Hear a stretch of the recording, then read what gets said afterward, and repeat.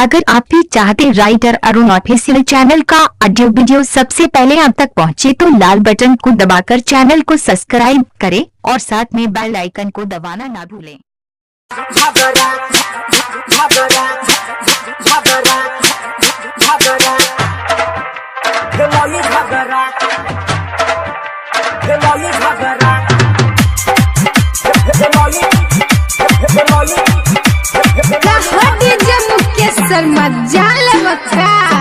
छौरा छौरी के पटल के ओकरा रहरी में बोलल के छौरा छौरी के पटल के ओकरा रहरी में बोलल के आरो फार दल कई पूरा चदरा और की भेलै रे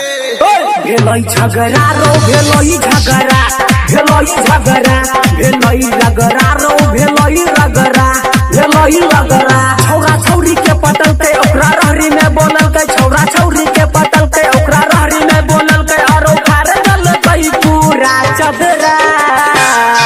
और की भेलै रे भेलै झगड़ा रो भेलै झगड़ा भेलै झगड़ा भेलै रगड़ा रो भेलै रगड़ा भेलै रगड़ा। इलाका किसी का भी हो पर धमाका राइटर अरुण ऑफिशियल का ही होगा।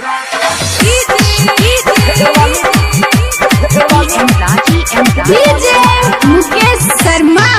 दुर्गा स्थान कचरा बितनी छवारी छिनार रे छवारी छिनार रे छवारी छिनार रे खाई खातिर केला करे छले मार रे करे छले मार रे करे छले मार रे छले छिल बितनी छवारी छिनार रे खाई खातिर केला करे छले मार रे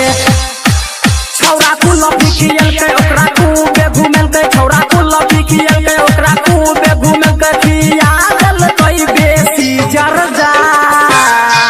और की भेलै रे भेलै झगड़ा रो भेलै झगड़ा भेलै झगड़ा भेलै रगड़ा रो भेलै रगड़ा भेलै रगड़ा डीजे अरुण सोनाई। डीजे मुकेश शर्मा दुर्गा स्थान कचरा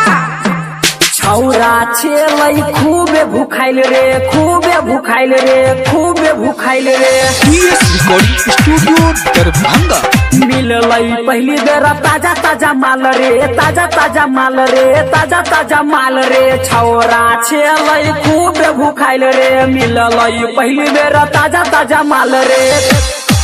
छौरा रहरी ले जाके खूब बढ़िया से जोतल के छौरा रहरी ले जाके खूब बढ़िया से जोतल के उड़ा दल कई पूरा गर्दा और की भेलै रे भेलै झगड़ा रो भेलै झगड़ा भेलै झगड़ा भेलै रगड़ा रो भेलै रगड़ा भेलै रगड़ा। डीजे मुकेश शर्मा दुर्गा स्थान कचरा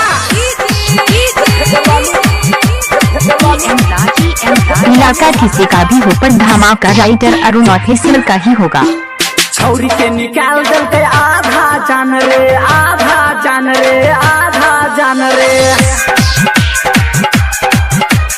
टूट गल छौरी के दिल के अरमान रे दिल के अरमान रे दिल के अरमान रे छौरी के निकाल दल के आधा जान रे टूट गल छौरी के दिल के अरमान रे राइटर डी के दीवाना छौरी के कल के माना राइटर संजय मस्ताना छौरी के कल के माना राकेश रसिला छौरा छै खतरा और की भेलै रे भेलै झगड़ा रो भेलै झगड़ा भेलै झगड़ा भेलै रगड़ा रो भेलै रगड़ा भेलै रगड़ा छौरा छौरी के पटल के ओकरा रहरी में बोलल के छौरा छौरी के पटल के ओकरा रहरी में बोलल के आरो फार दल कई पूरा चदरा और की भेलै रे भेलै झगड़ा रो भेलै झगड़ा भेलै झगड़ा भेलै रगड़ा रो भेलै इलाका किसी का भी हो पर धमाका राइटर अरुण ऑफिशियल का ही होगा।